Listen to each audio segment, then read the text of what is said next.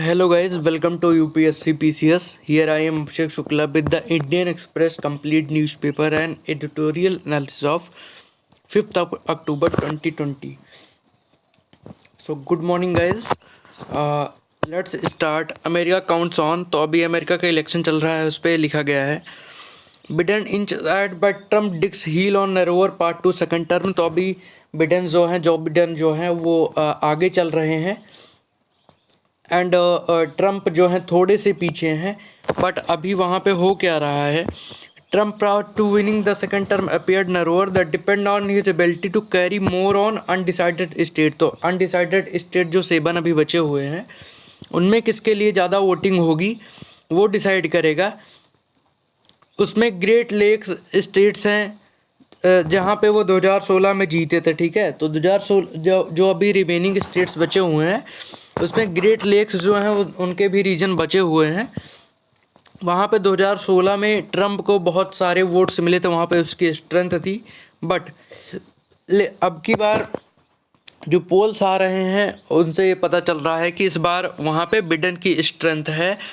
And one thing is that कि Trump जो है वो जो मेल से वोटिंग होती है उसको इनवैलिड कराने के लिए शायद सुप्रीम कोर्ट भी गए हैं. ठीक है, तो ये थिंग है, ये चीज़ें आपको समझनी है. Now let's move further. देखते हैं सेकंड न्यूज़ आइटम क्या है. हाँ, एक और फैक्ट बता देता हूँ कि अब की बार जो बिडेन है उनको वो जीते तो नहीं है अभी, लेकिन वो जो हैं उनको बराक ओबामा जितने वोट से जीते थे उससे ज़्यादा वोट्स जो बिडेन के लिए पड़ चुके हैं. तो ये एक नया रिकॉर्ड है. ठीक है, Chanda Kochhar case 5 trunks of document in ED chargesheet. तो हमें ये न्यूज़ हमारे लिए इंपॉर्टेंट नहीं है, मैं आपको ईडी के बारे में बता देता हूँ. ठीक है, enforcement directorate. It is a multi disciplinary organisation mandated with the task of enforcing the provision of 2 special fiscal law. तो 2 स्पेशल फिस्कल लॉ जो हैं उनके जो टास्क है उसको इन्फोर्स करती है मल्टी डिसिप्लिनरी ऑर्गेनाइजेशन. याद रखिएगा, यूपीएससी ऐसे फंसा देगा कि मतलब ये मल्टी डिसिप्लिनरी नहीं देगा और कुछ दे देगा, तो या ऐसा पूछ लेगा मल्टी डिसिप्लिनरी ऑर्गेनाइजेशन नहीं है. तो ये याद रखिएगा, प्रीलिम्स में फंसा सकता है. अब इसके अंडर में कौन कौन से 2 लॉ आते हैं. फेमा आता है, foreign exchange management act 1999, and PMLA prevention of money laundering act 2002. तो ये दोनों जो चीज़ें हैं वो पहले इसमें फेमा ही था, पीएमएलए बाद में 2002 में इसको ऐड किया गया. ठीक है, और स्टार्टिंग जो इसकी है वो 1956 में है. 1956 में एक ऑर्गेनाइजेशन बनाई गई थी जिसका नाम था इन्फोर्समेंट यूनिट 1956 में. तो इन्फोर्समेंट यूनिट को बाद में 1990 I am not pretty sure, please check कर लीजिएगा कि कब इसका वो हुआ था. तो उसके बाद फिर इसको चेंज, उस समय इसमें केवल फेमा ही था, बाद में 2002 में पीएमएलए भी बनाया गया. आई थिंक 1999 में इसको ईडी का नाम दिया गया इन्फोर्समेंट यूनिट से, बट एक बार आप चेक कर लीजिएगा. ठीक है, लेट्स मूव फर्दर. देखते हैं क्या इंपॉर्टेंट न्यूज़ आइटम्स हैं. तो सिटी पेज पे कुछ ऐसा है नहीं, और दिल्ली एडिशन है तो दिल्ली सिटी के बारे में है. Who will send anyone out of the country, Nitish attack rumours on CA. तो सीए पे बीजेपी को क्रिटिसाइज किया जा रहा था, लेकिन नीतीश ने अभी कहा है कि हम देखेंगे कि कौन है जो हमारे लोगों को यहाँ से बाहर करेगा. So that is the thing. CA के बारे में आपको बता देता हूँ. The bill seeks to grant Indian citizenship to the person belonging to Hindu, Sikh, Buddhist, Jain, Parsi and Christian community who have migrated to India after facing persecution on ground of religion in Pakistan, Afghanistan and Bangladesh. तो पाकिस्तान, अफगानिस्तान और बांग्लादेश में जितने भी religion हैं, जितनी भी communities हैं, उनके साथ अगर परसिक्यूशन हुआ है तो इंडिया में उनको सिटीजनशिप दी जाएगी, वो वापस आ सकते हैं, एक्सक्लूडिंग मुस्लिम्स. तो मुस्लिम्स को इसमें शामिल नहीं किया गया. इस पर गवर्नमेंट को क्रिटिसाइज भी किया गया था कि मुस्लिम्स को शामिल क्यों नहीं किया गया. तो गवर्नमेंट ने क्लेरिफिकेशन ये दिया था कि सपोज एग्जांपल लेते हैं पाकिस्तान का. तो पाकिस्तान में तो अगर हम इंडिया और पाकिस्तान का कंपेयर करें तो इंडिया में हिंदू और मुस्लिम दोनों हैं. ठीक है, तो मुस्लिम पॉपुलेशन इंडिया में तब भी है, लेकिन पाकिस्तान में 3 आई थिंक 2 और 3% ही बची है हिंदू पॉपुलेशन. और वो मान लीजिए 97% मुस्लिम्स हैं, तो उनके साथ परसिक्यूशन कौन करेगा? उनको रिलीजन के नाम पे कौन धमकाएगा, कौन कुछ करेगा? ठीक है, 97, तो इस 97% अगर आपकी पॉपुलेशन है तो आपको तो कुछ कहेगा नहीं रिलीजन के लिए, क्योंकि आप डोमिनेटर हैं वहाँ पे के। तो इसीलिए गवर्नमेंट ने कहा है कि वहाँ पे इन 3 कंट्रीज से वो जो मुस्लिम्स हैं उनको आने की वो नहीं है, उनको सिटीजनशिप इस सीए के अंडर प्रोवाइड नहीं की जाएगी। Okay. Kerala revoke general consent of CBI probe. तो सीबीआई प्रोब देखो, जनरल कंसेंट केरला रिवोक कर लिया, इसका मतलब क्या है कि जैसे सीबीआई है, ठीक है, तो सीबीआई पहले क्या था कि कोई भी केस होते जाके वहाँ पे इन्वेस्टिगेशन कर लेती थी, कहीं भी जाके कुछ भी कर लेती किसी स्टेट में। लेकिन अगर जनरल कंसेंट को रिवोक कर लिया जाएगा तो सीबीआई को एक प्रॉपर अप्रूवल की ज़रूरत होगी कोई भी एक्ट करने के लिए किसी भी स्टेट में। लेकिन इसमें ये भी है कि अगर सीबीआई, अगर सुप्रीम कोर्ट रिकमेंड करता है सीबीआई को या ऐसी कोई कंडीशन होती है कोर्ट से, तो सीबीआई जा सकती है, उसको जनरल कंसेंट की जरूरत नहीं होती है। ठीक है, the general consent has been given to CBI as per the notification under section 6। तो सेक्शन 6 है Delhi special police establishment act 1946। तो जो सेक्शन 6 है सीबीआई का, देखो सीबीआई जो है अपनी पावर कहाँ से ड्राइव करती है? Delhi special police establishment act से। ठीक है, तो जो सेक्शन 6 है वो जनरल कंसेंट देता है सीबीआई को, लेकिन अभी केरला ने इसको रिवोक कर दिया है। 5-6 स्टेट्स ने किया था, सबसे पहले महाराष्ट्र ने किया था, फिर आंध्र प्रदेश, फिर वेस्ट बंगाल, फिर छत्तीसगढ़, और उसके बाद अभी केरला ने किया है। केरला 5वां स्टेट है, सारे नॉन बीजेपी स्टेट हैं, तो जो बीजेपी रूलिंग स्टेट्स नहीं है वो जनरल कंसेंट हटा रहे हैं। ठीक है, economic recovery faster than expected से सेंटर। तो सेंटर ने कहा कि जीएसटी का कलेक्शन जो है पिछली बार अक्टूबर से 10% ज़्यादा रहा है अब की बार। पावर डिमांड के बारे में उन्होंने कही है कि he pointed out the demand for power from the agriculture sector was less. तो एग्रीकल्चर सेक्टर में जो पावर की डिमांड कम हुई है क्योंकि रेनफॉल ज़्यादा हो गया। इन्होंने ये भी कहा है कि प्रकाश जावड़ेकर जी ने कि जो रेलवे में पावर की डिमांड थी वो भी कम हुई है क्योंकि प्रॉपर ट्रांसपोर्टेशन जो था ट्रेन्स का वो हुआ ही नहीं, इसके थ्रू पावर की डिमांड कम हुई है और पावर का जो प्रोडक्शन है वो भी बढ़ा है। तो उन्होंने कहा कि एक्सपेक्टेशंस ज़्यादा तेज़ी से जो हमारी इकोनॉमी है वो रिकवर कर रही है। ठीक है ना, Assam consider NIA prove into Mizoram custody death. तो एनआईए के बारे में आपको बता देता हूँ, न्यूज इंपॉर्टेंट नहीं है आपके लिए। एनआईए 2008 में फॉर्म हुई थी, central agency to investigate the prosecute offence affecting the sovereignty, security and integrity of India, security of state, friendly relation and foreign state. तो फॉरेन स्टेट्स के साथ भी ये डील करता है, प्रीलिम्स में दे देगा, तो आप ये मत सोचिए कि फॉरेन के साथ ये नहीं करेगा, ये फॉरेन के साथ भी करेगा। एटॉमिक और न्यूक्लियर फैसिलिटीज़ के लिए भी ये वर्क करता है। Smuggling high quality counterfeit Indian currency के स्मगलिंग पे भी ये काम करता है, मतलब कि अगर कोई कर रहा है तो उसको रोकने का काम करता है। Its objective is to also combat terror India. तो टेरर को कॉम्बैट करने के लिए भी काम करता है। Counter terrorism law information agency भी है, हेडक्वार्टर दिल्ली में है। ठीक है, तो ये सारी चीज़ें एनआईए के बारे में याद रखिएगा। 2008 में फॉर्म था। DMA moods raising retirement age, cut in pension in forces.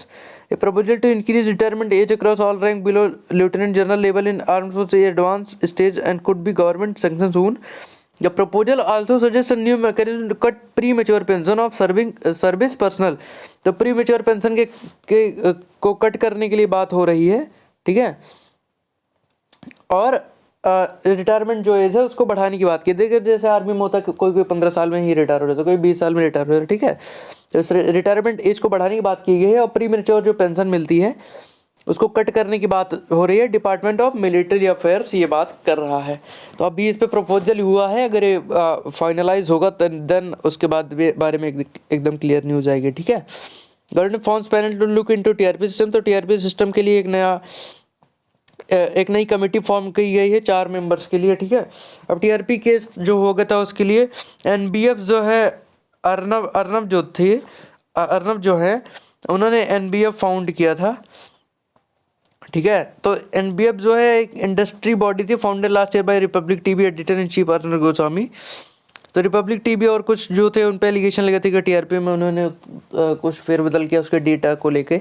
अब टीआरपी कैलकुलेट कैसे किए थे, देखिए टीआरपी में होता क्या है ना कि जैसे कितने लोग देख रहे हैं उसी के अकॉर्डिंग टीआरपी बनती है। अब ऐसा नहीं है कि जैसे हम सब के घर में टीवी होंगे तो इन सब टीवीज़ के जो शो चल रहे हैं उनको काउंट नहीं किया जाता है, ठीक है। तो उसमें क्या होता है कि जैसे मान लीजिए 200 वो होता है, 200 जो टीवी सेट्स हैं तो वो एरिया वाइज वो डिवाइड होते हैं, तो जिनके टीवी सेट्स होते हैं उनको पता नहीं होता, ठीक है।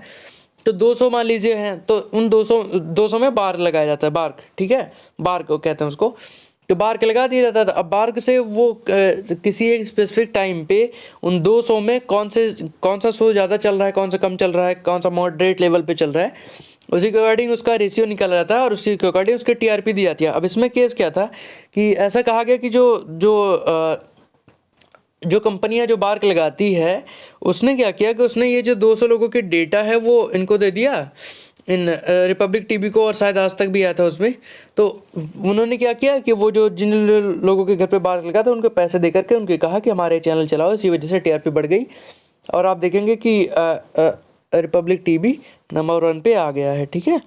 That is divided states of America, तो ये हम बात करेंगे, थोड़ा यूएस इलेक्शन के ऊपर है, बहुत ज़्यादा खास पॉइंट्स नहीं है इसमें, लेकिन थोड़ा सा एक ओवरऑल आइडिया इसमें दिया गया है कि कौन कौन आएगा तो क्या होगा, ठीक है।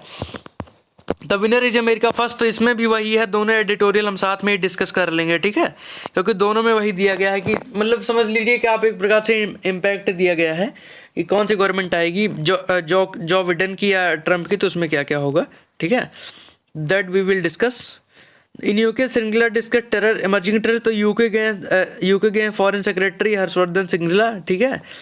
तो उन्होंने security sector, fight against international terrorism and new emerging threats and challenge पे बात की है, देखते हैं क्या फाइनलाइज होता है, ठीक है। Now let's move further. Saudi to remove key restriction on migrant labour, तो सऊदी अरेबिया ने जो की रिस्ट्रिक्शन थे माइग्रेंट लेबर पे लेबरों के लिए उसको हटा दिया है। इसमें हटाया क्या गया है, इसमें क्या अलाउ करेगा फॉरेन वर्कर्स को, जैसे इंडिया से कोई गया तो उनको क्या अलाउ करेगा, right to change job by transferring their sponsorship from an employer to another, तो एक एम्प्लॉयर से दूसरे पे वो जॉब चेंज कर सकते हैं बिना एम्प्लॉयर के कंसेंट के भी, मतलब रिजाइन दिया, जैसे इंडिया में रिजाइन दिया और दूसरे को पकड़ लिया, ठीक है।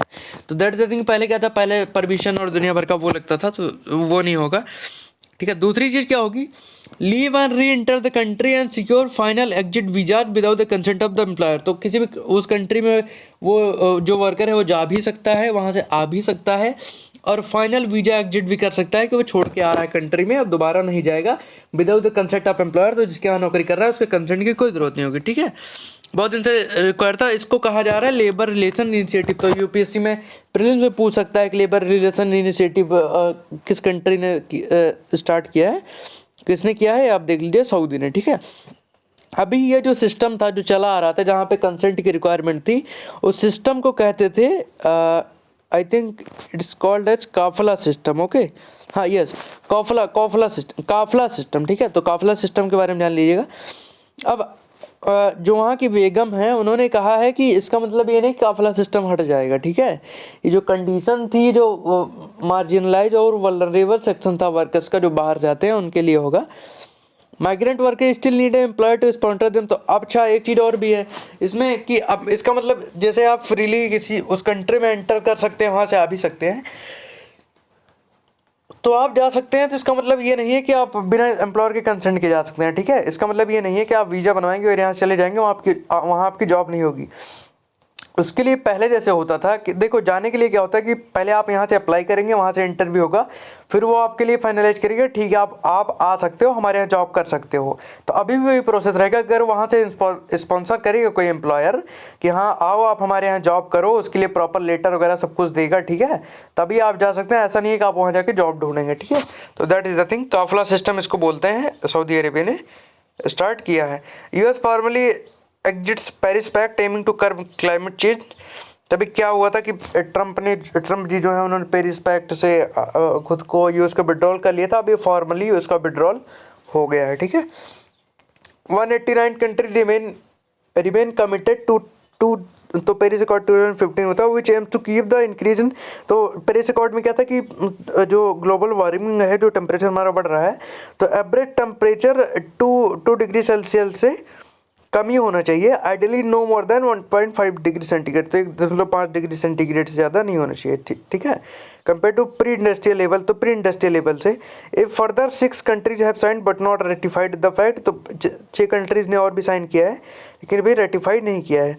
Scientist say that any rise beyond 2 degree Celsius could have a devastating impact on large part of the world।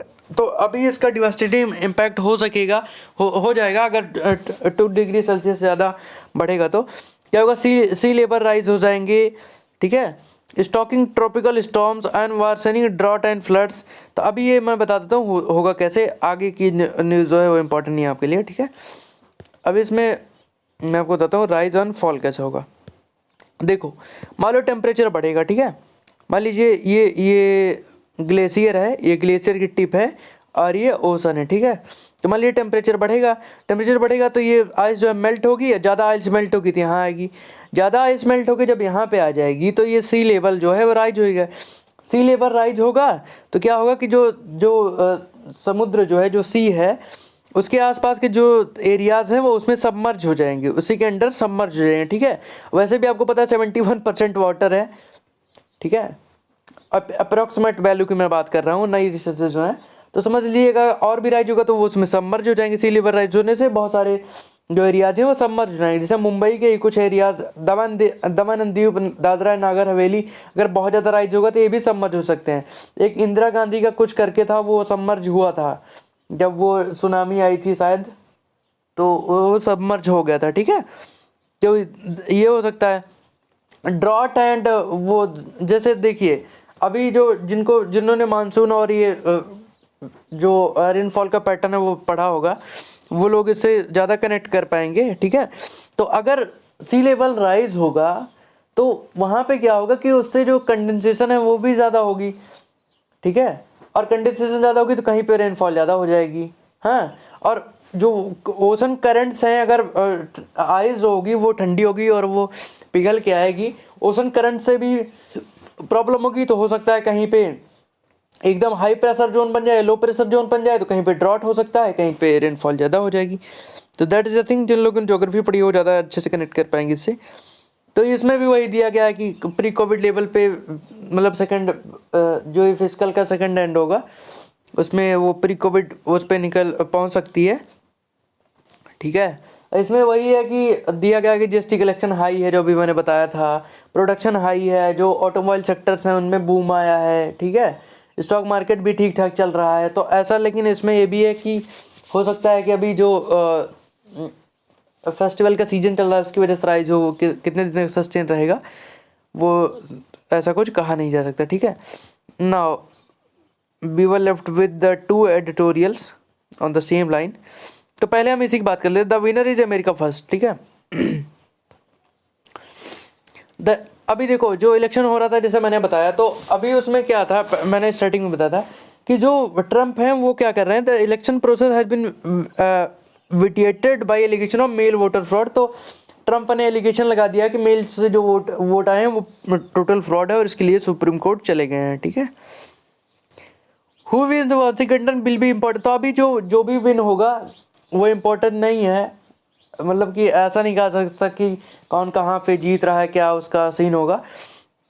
हाँ, एक चीज़ और, मैं डिस्क्रिप्शन में लिंक दे दूंगा, कल मैंने वीडियो बनाया था कि जो बिडेन और ट्रम्प में कौन बेनिफिशियल इंडिया के लिए, तो मैं लिंक दे दूंगा और आप देखना चाहे देख सकते हैं, 5-10 मिनट का वीडियो है, तो that will be beneficial for you and on that video all things will be crystal clear that who is better for India. तो दैट इज द थिंग। तो ओके, तो अभी इसमें बात हो रही है कि कोई कहाँ से भी जीता। अब मेन हब जो है वाशिंगटन है, ठीक है। तो इसमें लिखा गया है who win Washington will be important. जो वाशिंगटन जीतेगा वो इंपॉर्टेंट होगा। क्यों इंपॉर्टेंट होगा? क्योंकि world still has need an American leadership. तो अमेरिकन लीडरशिप की ज़रूरत है अभी। It remain the world largest net provider of global public goods. तो वाशिंगटन से ग्लोबल पब्लिक गुड्स सबसे ज़्यादा प्रोवाइड होते हैं, ठीक है। ग्लोबल मल्टीलिटरेलियन सिस्टम का लिमचिन भी है वो। World presume that the abdication of leadership and withdrawal of America from the global system under president Trump war a passing phase. तो लोग ये भी सोच रहे हैं, ये भी कह रहे हैं कि जो ग्लोबल सिस्टम हुआ जो अमेरिका ने विड्रॉल किया वो एक ट्रम्प का पासिंग फेज था। If Joe Biden wins it is possible that America will reengage the dignity and restore mutual respect and its relation with allies and partners. तो ऐसा कहा जा रहा है कि जो बिडेन जीते तो हो सकता है वो री एंगेजमेंट करें जो उनके एलाइज थे उनके साथ, ठीक है। जैसे मान लीजिए ईरान के साथ टसल चल रहा है, हो सकता है उन पर सैंक्शन हटा दें, उसको कम कर दें, ठीक है। The new administration may begin to look like it was earlier, with properly staffed Department of State and Defense and cooperation and coordination of policy through established presidential process. However, these are optics. Beyond the optics, the Trump American, who are the new political base, will still shape American policy irrespective of who the president, ठीक है। तो अभी American का जो political base होगा ना, वो ऐसा कहा जा रहा है, ऑथर ने ऐसा कहा कि जो पॉलिटिकल बेस है वो अमेरिका की पॉलिसी को डिसाइड करेगा irrespective of who is the president. President कौन होगा ये डिसाइड नहीं करेगा। जो बेस है, पॉलिटिकल बेस है अमेरिका का, अमेरिका की जो आइडियोलॉजी है, अमेरिका किस पे काम करता है, अमेरिका क्या चाहता है, वो डिसाइड करेगा कि क्या डिसीजन होंगे। प्रेसिडेंट डिसाइड उसको नहीं करेगा, ठीक है। नाउ अभी जो ट्रम्प है उन्होंने क्या कहा था, अमेरिका फर्स्ट की बात की थी, तो उन्होंने कहा America is for American people, ठीक है। तो अभी क्या हो रहा है उसके थ्रू कि अमेरिका ने जो H1B वीज़ा था उस पर भी रिस्ट्रिक्शन लगा दी थी। तो अमेरिका अब चाहता है, तो ट्रम्प ने जो अमेरिका फर्स्ट की पॉलिसी थी उसमें क्या था, उसमें ये कि अमेरिका चाहता है कि जो वहाँ के जो बाहर के लोग हैं, बाहर के जो इमिग्रेंट हैं, वो अमेरिका की ट्रेड पॉलिसी में हर्डल्स बना रहे हैं, ठीक है। अमेरिका को उससे प्रॉफिट नहीं हो रहा है, इसलिए वो रिस्ट्रिक्शन लगा रहा है। वो चाह रहा है कि अमेरिका के लोग, जो अमेरिका का काम है उसमें अमेरिका के लोग काम करें, इंडियंस वहाँ पे ना जा पाएँ। लेकिन अब ऐसी बात हो रही है कि अगर बिडेन भी जीतेंगे तो ऐसा नहीं है कि बिडेन ऐसा करेंगे कि वो सारी चीज़ें हटा देंगे और वो ओपन बॉर्डर हो जाएगा, फ्री ट्रेड होएगा, ये नहीं होगा। लेकिन ऐसा हो सकता है कि अगर बिडेन जीतेंगे तो इमिग्रेंट पॉलिसी में कुछ ड्रॉबैक लेके आए। ड्रॉबैक मीन्स कि वो जैसे ट्रेवल बैन है वो सारी चीज़ें हटा सकते हैं, एक फुट स्टेप अपना पीछे कर लेंगे, तो दैट इज़ द थिंग। लेकिन इसका मतलब ये नहीं है कि वो जो रिस्ट्रिक्शन लगी हैं वो हट जाएंगे, ठीक है। अभी बाहर का क्या है कि अमेरिका ये चाहता है, अमेरिका ये सोचता है कि जो बाहर के लोग हैं उनको केवल डॉलर्स चाहिए, ठीक है। तो वो चाहते हैं कि उनके जो बॉयज़ और गर्ल्स हैं जो बाहर वर्क कर रहे हैं वो अमेरिका में आ जाएं और वो सारे आके अमेरिका में और अमेरिका के इंटरेस्ट के लिए ही काम करें। They want their allies and partner to a greater responsibility. तो वो चाहते हैं अमेरिका की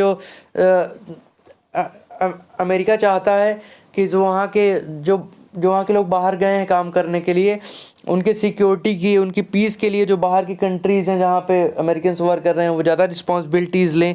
Britain supporter hope that they can reverse the abdication of America global leadership and renew allies. तो जो उनके सपोर्टर हैं बिडेन के, वो ये होप करते हैं कि वो abdication of America global leadership जो रहा है और जो अलायंस है उनको भी रिन्यू करेंगे। So that is the thing. Now president Trump has been good for India in terms of foreign policy, ठीक है।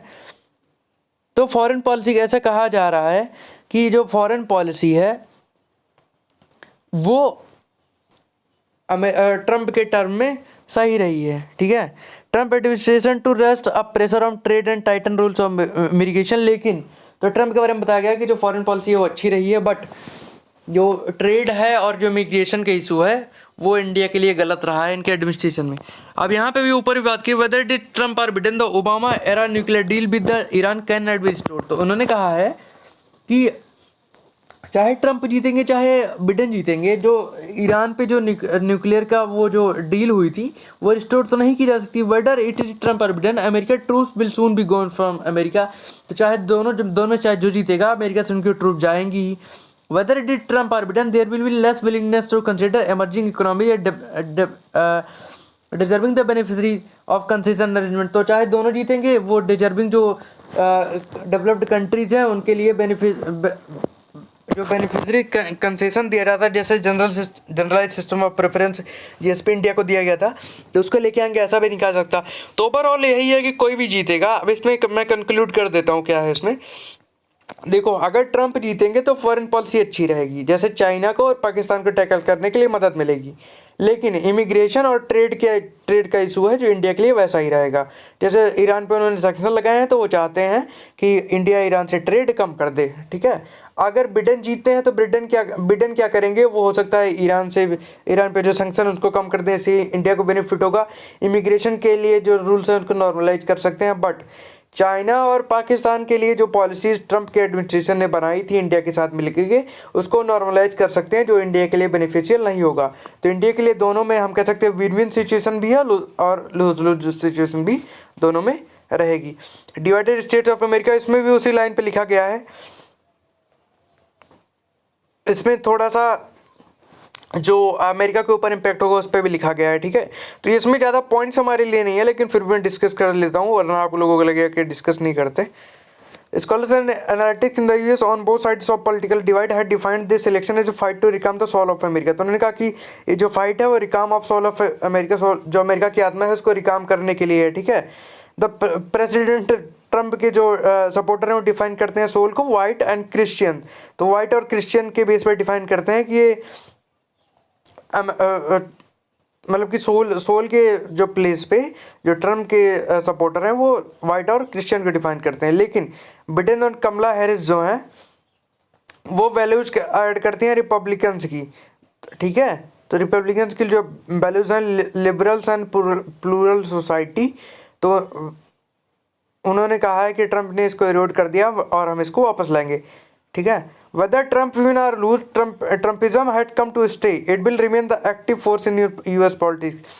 तो ट्रम्प चाहे जीते या ना जीते, लेकिन ट्रम्पिज्म जो है वो स्टे करेगा अमेरिका की पॉलिटिक्स में। American democracy has had to deal with racial and class divided time and again in its history. तो क्लास डिवाइड जो हुआ है, जो रेशियल डिस्क्रिमिनेशन हुआ है, उसके साथ यूएस को आगे भी डील करना होगा। ए बिडेन हैरिस विक्ट्री और defeat has come to mean more than just a electoral outcome, its concert would be long term and global, ठीक है। तो बिडेन और हैरिस की जो विक्ट्री होगी और वो डिफीट होगा वो इलेक्टोरल आउटकम से ज़्यादा होगा। It consequence would be long term and global, तो इसका कॉन्सिक्वेंस लॉन्ग टर्म और ग्लोबली देखने को मिलेगा। To be sure Trumpism emerge at a time when US power influence are being challenge.